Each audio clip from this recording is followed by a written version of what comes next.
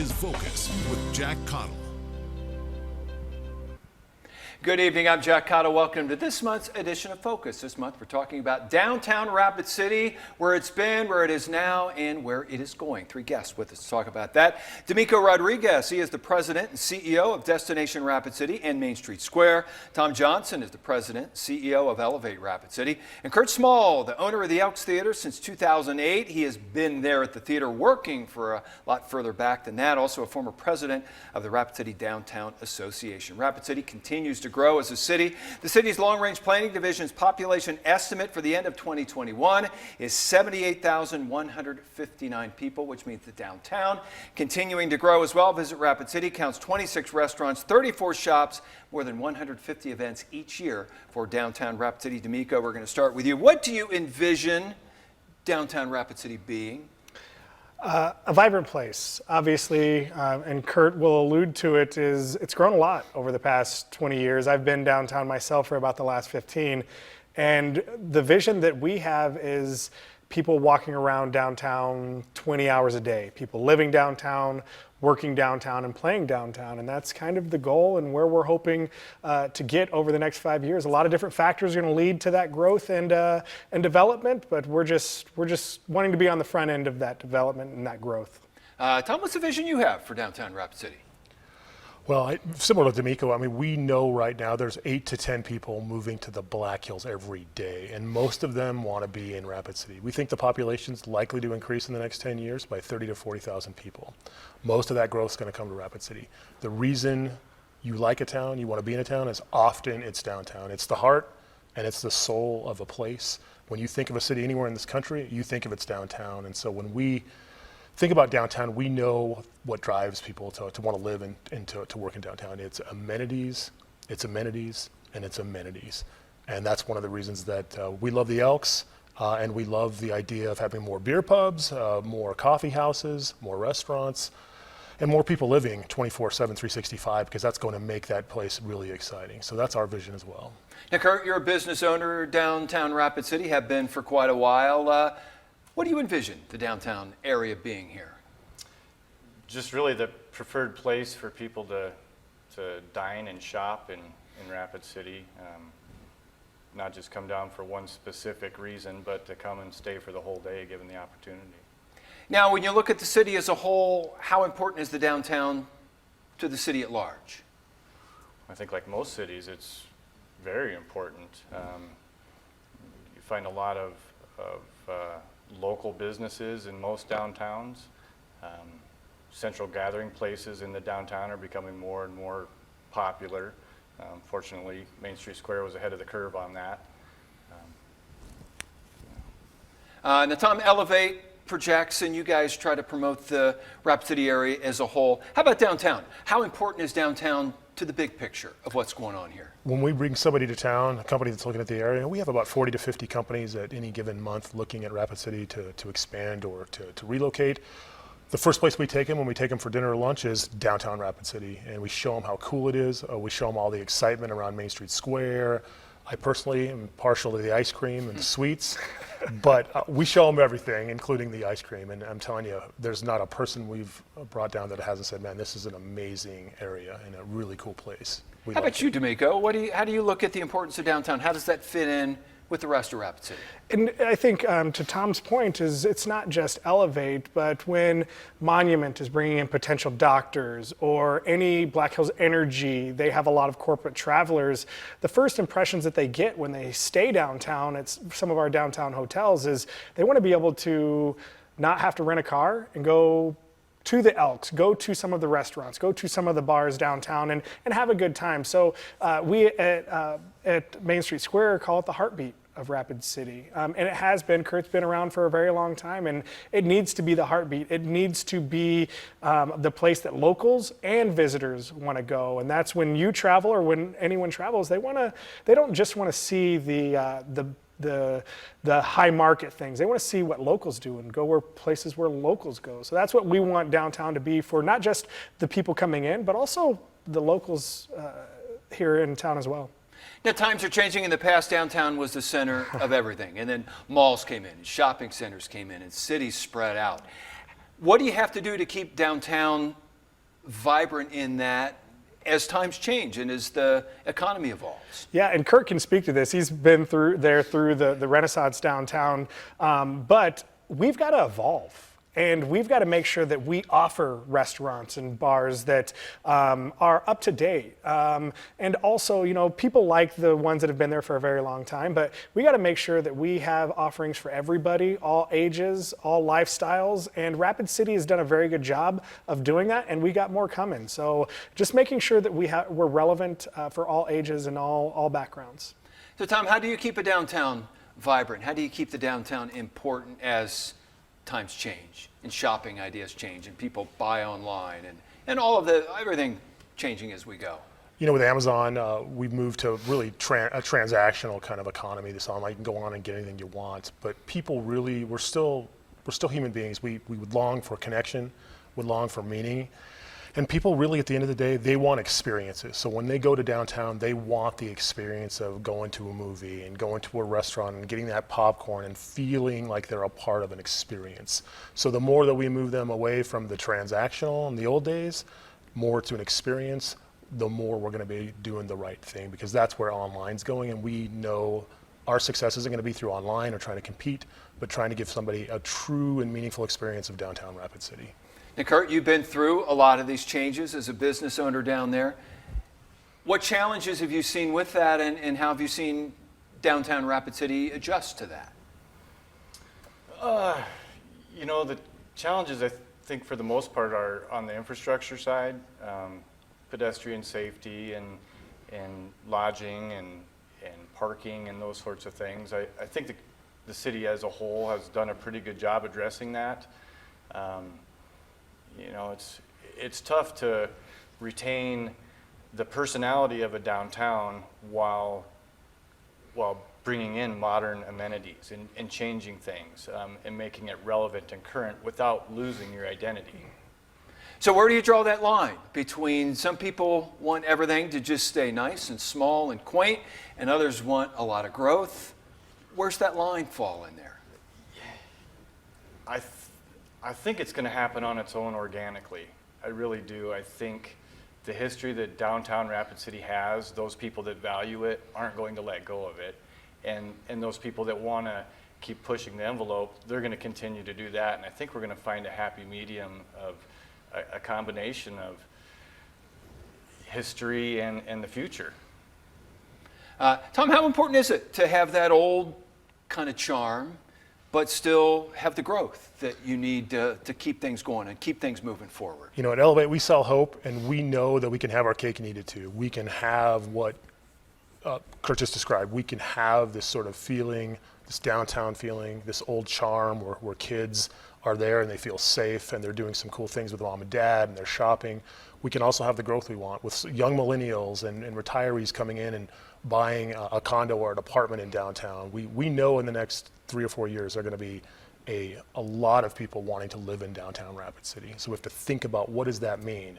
More amenities, more restaurants, more stuff that they can do, because they're not going to want to drive to the grocery store. They're going to want to walk, or they're going to want to bike.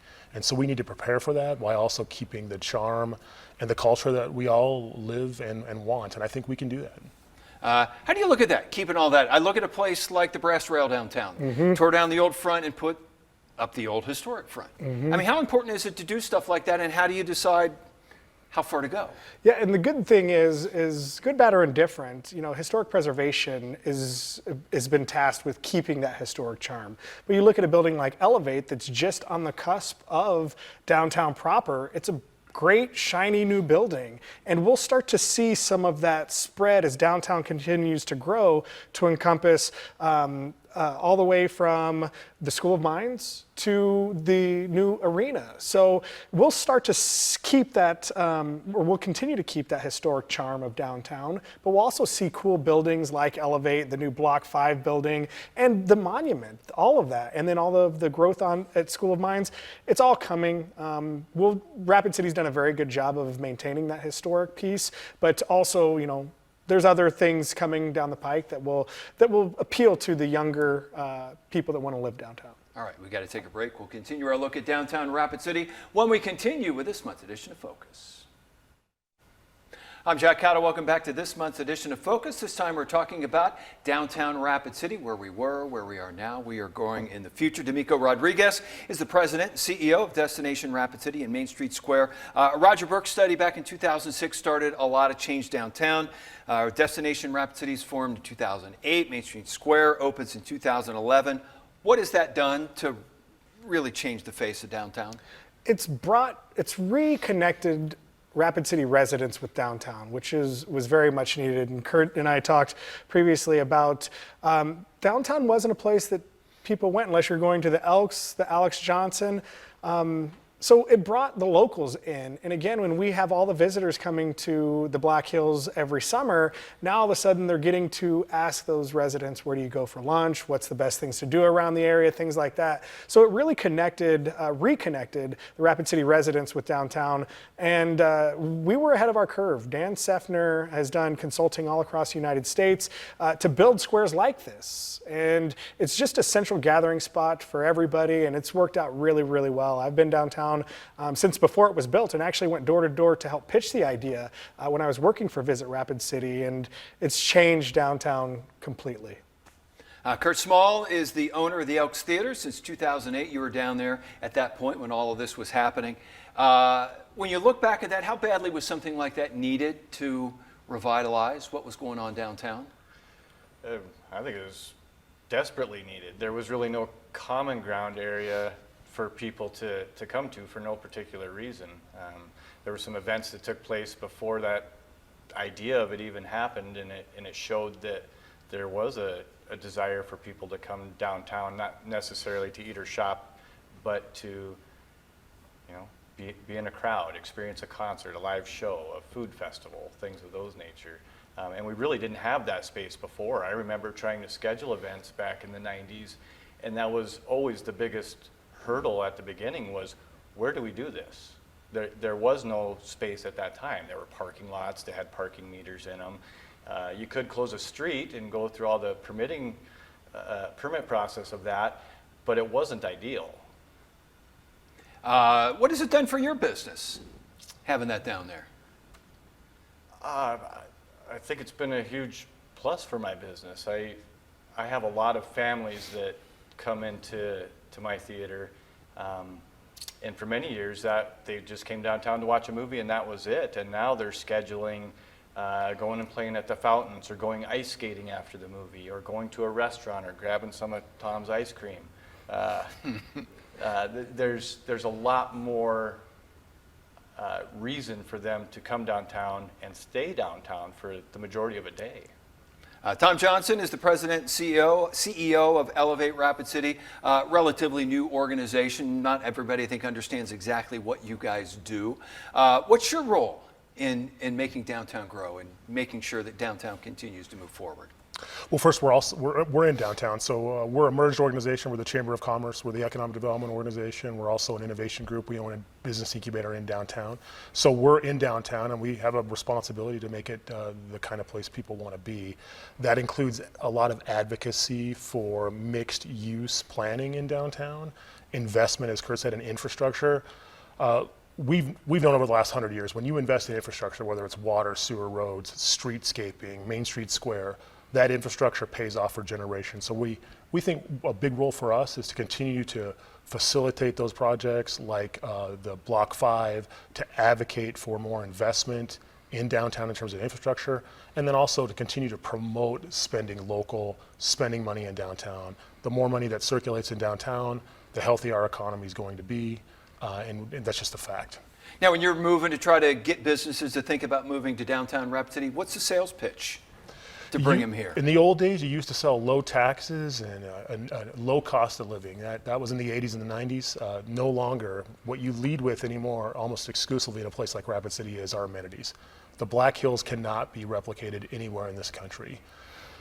We have to make more investments in our built environment so we can continue to say, not only do we have the Black Hills, we have an amazing downtown, we have an amazing bike path, we have an amazing green space. So all those investments have to continue to be made so that we can continue to tell people and workers, hey, come here and you're going to get a quality of life that you can't find anywhere else. Now, Domico, you just got back from a national conference about downtown groups. What did you learn there, and how does Rapid City kind of stand up against other cities of our size when it comes to downtown development? We learned that we're doing some things well. Like I said, a lot of communities are looking to build squares, central gathering places. They're taking what Curt and the group used to do back in the days of a parking lot and trying to create events in that space. So we're in a pretty good position in that regards. The one thing that we can do a lot better of, and it's kind of one of our focuses over the next couple of years, is business engagement. We've got to make sure that those downtown businesses stay viable. Much like what Tom is doing is, hey, let's preach local first and let's help them in any way possible, whether it's facade grants that we can help facilitate with Elevate or whatever it is, keeping downtown clean, keeping downtown safe, and ensuring that we can grow housing downtown are the three big things that we're working on as an organization. And that's pretty standard across the United States. So we're on the right track. It's just now we're shifting a focus from where our predecessors, my predecessors, were build and sustain. Now we're what's next. Growing is the next phase that we're all in, is what's next for Rapid City. And being in front of that is huge for our organization. How do you fill some of the empty spots that you've got downtown? How big of a challenge is that these days? It's going to be a big challenge. Coming off of COVID, obviously the historic charm, I like to call it, of some of the downtown buildings prevents some opportunities that we may have out there. So it's difficult, but there's so many people moving here that I think it's still relatively inexpensive in comparison to other places where people are moving from. This is an opportunity for them to follow the American dream, start a business, and our community is hungry for those kinds of businesses. And so I think the three people here and then all the other partners that we have in Rapid City, we all want to see it come. We're all ready for it. We're all ready to be in charge or help lead that charge. All right, we got to take another break. We'll continue our look at downtown Rapid City when we continue with this month's edition of Focus. I'm Jack Caudill. Welcome back to this month's edition of Focus, talking about downtown Rapid City. Tom Johnson is the president and CEO of Elevate Rapid City. Like any city, Rapid City has challenges as well in the downtown area. One of the more controversial ones, homelessness. What do you do about that? How do you deal with that, and how important is it to come up with at least the best solution as you can? It's a complex and tough question. You know, Rapid City is the 36th fastest growing city in the country right now. So out of the almost 500 cities in the country, we're 36th fastest. And so that presents more challenges as we grow. And sometimes we find that there are more unsheltered people, or as you like to say, homelessness, in Rapid City as we grow. I think it's important to remember, if you go to a place like Portland or Denver or San Francisco or other cities our size, we see that everywhere. So it's somewhat relative. I often hear people commenting on something downtown that they see, but if they had just been in Denver last week on the 16th Street Mall, they would have seen much, much worse. So it really is relative. I think you've seen what's happened during the pandemic in some of the cities where they shut down and they had some protests. You've seen homelessness and being unsheltered become a bigger problem than it is in Rapid City. And I think it's also important to recognize being unsheltered or being homeless is not a crime. Sometimes I think we associate being homeless with being a criminal, and those two things aren't the same. And I think we're understanding now, as we grow as a community and prosper as a community, that treating homelessness as something to figure out and solve versus lock up, I think we're starting to have better results. You see that with a group like Journey On, for instance, that has been supported at the city and with Domico's organization. So you're seeing more and more humanity being injected into how we solve this problem. You're always going to have unsheltered and homeless people, doesn't matter which city you're in. So it's important to remember that. And I think it's how do we attack that problem that matters. And I think we're learning that policing it and arresting it is not a solution that's long-term and effective. Treating it, finding some solutions that are common amongst several of the organizations that are trying to promote downtown, that's a better approach. And I think we're starting to see that. Domico Rodriguez is the president and CEO of Destination Rapid City Main Street Square. We've got a lot of things coming. Block 5 project coming downtown, Kansas City Street Lost, the Element on St. Joe Street, the East of 5th project. Are we going in the right direction here? 100%. And the key to all of this is, to my idea of what a vibrant city is foot traffic. we've got to get people living downtown, and all of these projects are going to have a huge influx to help the downtown businesses, because now we've got tourism in the summertime, and now we've got population living downtown to feed all of the businesses, not only just downtown, but Rapid City in the wintertime. And that influx is going to help change the dynamic of Rapid City. And it's really exciting. We're 100% going in the right direction. The city's done a really good job of laying the groundwork. Now we just have to execute the plan. And that's where we're at. And it's pretty exciting to be on the front end of that. And Curt Small is the owner of the Elks Theater in downtown Rapid City, also former president of the Rapid City Downtown Association. Do you feel like we're going in the right direction with all the growth that's going on out there? And is there a point where it becomes too big? Yeah, I think we're definitely going in the right direction. You know, our downtown in specific has a pretty unique footprint and position in Rapid City. I think there's going to be some challenges with that growth. I definitely think it's coming. You know, downtown right now is actually one of the main thoroughfares to get across town. And we talked about safety downtown. One of those aspects is pedestrian safety that I've had a personal interest in for quite a while. And at some point, with all the extra foot traffic, we will have to make a little more effort into how we address the foot traffic mingling with the automotive traffic. How do you handle parking? That's one of the things you hear people talk about most. What do you do as it grows? Where do people park? That is a wonderful question that I hope city long-range planning has a wonderful answer to. It's a concern for me, for all businesses. I'm in a unique situation where I can have upwards of 700 people in my business at one point in time. And I have to try and explain to these folks where they can park and for how long they can park and how much it's going to cost them. I don't know what the answer is. I have some ideas. I don't know if they're good or bad, but it is something that they're going to have to address sooner than later. All right. Tom, where do you see Rapid City going in the future for downtown? 5, 10 years from now, what do you envision for downtown? I think you're going to see 2,000 to 4,000 people living in downtown Rapid City full-time. So you're going to see, and if I was in Curt's shoes, I'd be very excited, because they're going to be really within a 1 block or 2 block radius. You're going to have several thousand people living in downtown.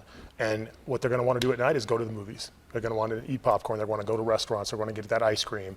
So you're going to see more and more people wanting to be in downtown, experience downtown living, not just millennials, but folks that are retiring. We think there's a statistic out there that shows about 60 to 70% of the people that want to live in downtowns and that kind of living are actually retirees that want to experience that. You know you've arrived when you see 3 things really kind of correlate or get into this sort of Venn diagram. Bikes, you're really friendly with bikes and pedestrians. 2, dogs. If you see people walking around with their dogs in and out of restaurants, and we're already seeing that. And finally, beer pubs, and we're seeing that correlation in downtown. We're seeing more open up and more coming. And so when you start to see that, you realize that you've got an attractive downtown with a lot of amenities, and that's what you're going to see the future of Rapid City. Got about 15 seconds, I think. Domico, where do you see things going in 15, 10 years? It's going to be the place that people want to live, work, and play. And there's going to be enough of that to keep Rapid City hungry for the next 15 years. All right, maybe like 1,000 of those electronic scooters. That's right. Let's get those rolling.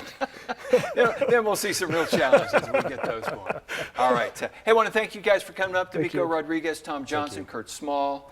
Again, thanks for coming up, and hopefully the downtown Rapid City continues to evolve and grow and become an even more vital part of the community. Well, that'll do it for us for this month's edition of Focus. Hope to see you again the first Sunday night of next month. Good night.